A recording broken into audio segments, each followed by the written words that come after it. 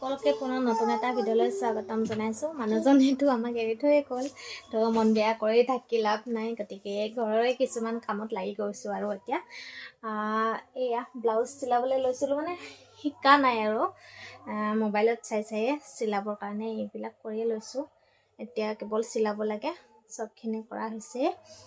তো ভাবিলোঁ আপোনালোকৰ কাৰণে অকণমান দেখাই দিওঁ। এইখিনি মানে কাটি চিলাই কৰা হৈছে, এতিয়া জইন দিলেই হ'ব। আৰু এইখিনি চিলাবলৈ আছে। এতিয়া মানে ভাত বনাব হ'ল, সেইকাৰণে এইখিনি ইয়াতে সমাপ্ত কৰি দিওঁ। আৰু মই ডাইৰেক্ট মানে সেইকাৰণে মোবাইলত চাই যি পাৰিছোঁ তাকে কাটিছোঁ, আৰু একদম একুৰেট নহ'বও পাৰে।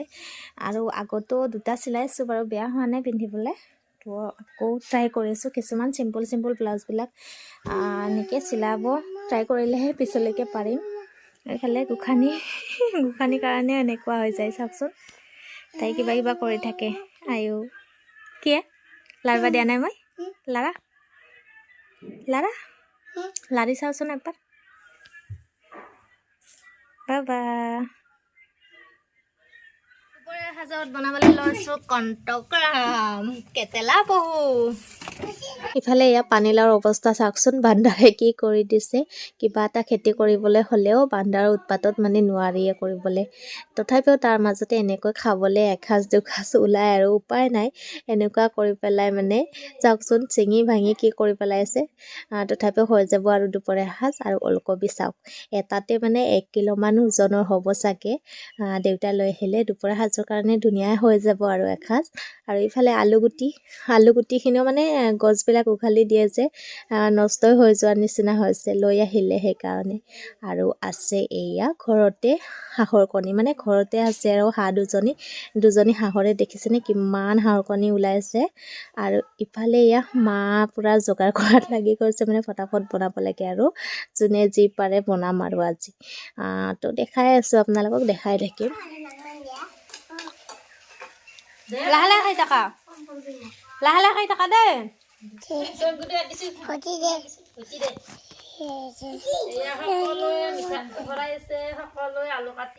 চবে নিজৰ কামত লাগি আছে। ভাত বহাই দিছি, ইফালে আলু কাটা হ'ল, ভাজব এতিয়া। কি ধুনীয়াকৈ ভাজবি দেই। ইফালে আছে আমাৰ ৰান্ধনী, আজি নতুন ৰান্ধনী লগাই দিছোঁ। মাছ নোহোৱা পানীলাওৰ চব্জি বনাই খুৱাব আজি। পানীলাও আমাৰ বান্দাৰে শেষ কৰি দিয়ে, সেইকাৰণে হয় নহয় উঠানি। পানীলাও হৈ গ'ল, মায়ে বনালে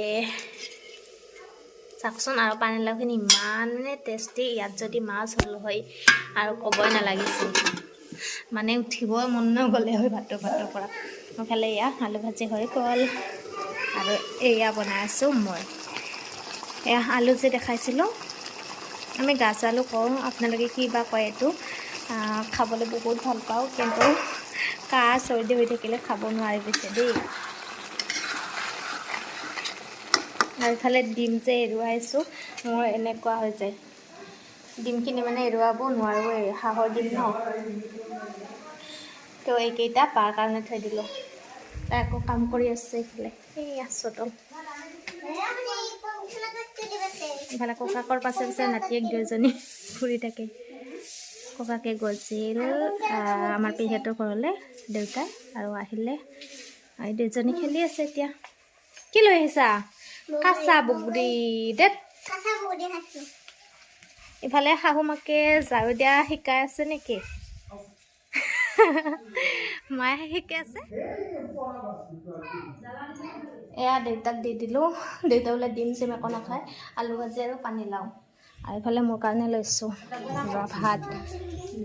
ইফালে আমাৰ ভাত দিবা আৰু আলু আঞ্জাখান সদাইছি হয় নেকি? দে কাৰ প্ৰিয় হৈছে? আলু ভাজাখান বাইদেউ বনাইছি, পানীলাও খান মায়ে বনাইছি, আলুৰ আঞ্জা মই বনাইছোঁ, ডিমা কটা ময়ো হৈছোঁ। কাৰ আঞ্জা খাইছি বেছিকে? বাবা ভাত টানো আজিৰ সাজত মানে কিনি অনা বস্তু একোৱেই নাই, সকলোখিনি ঘৰৰে ধুনীয়াকৈ বনাই লৈছোঁ। এতিয়া আৰু সকলোৱে খাই আছোঁ দেই। খাবলৈ যে ইমান টেষ্টি হৈছিলে, অকণমান ভিডিঅ' কৰি আছোঁ। আৰু ইফালে বাৰ লগত যে কি কথা পাতি আছোঁ, মানে ভিডিঅ'টো অন কৰি থৈ।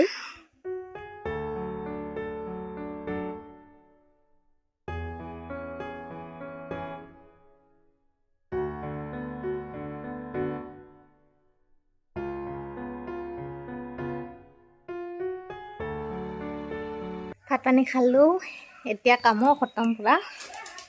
এই কাপোৰখিনি নিবলৈ আছে, শুকোৱা নাই ভালকৈ, আজি ৰ'দটো বেছি ভাল নহয়। মেচিনৰ কাম আছিলে কিন্তু কৰিবলৈ কিবা হেলা লাগিলে ভাত খাই উঠি, তাকে ভাবিছোঁ অকণমান ৰেষ্ট কৰোঁ, তাৰপিছত আৰু লাগিম আৰু ভিডিঅ'টো শেষ কৰি দিওঁ। নহ'লে কি হয় কেতিয়াবা এনেকৈ ৰৈ যায় আৰু ভিডিঅ'টো শেষ কৰিবলৈ, তো এডিট কৰাৰ সময়ত আকৌ মানে কিবা হৈ যায়, ভিডিঅ'টো শেষ কৰা নহ'লে বেয়া লাগে, তো সেইকাৰণে ফটাফট শেষ কৰি দিওঁ আৰু দেই।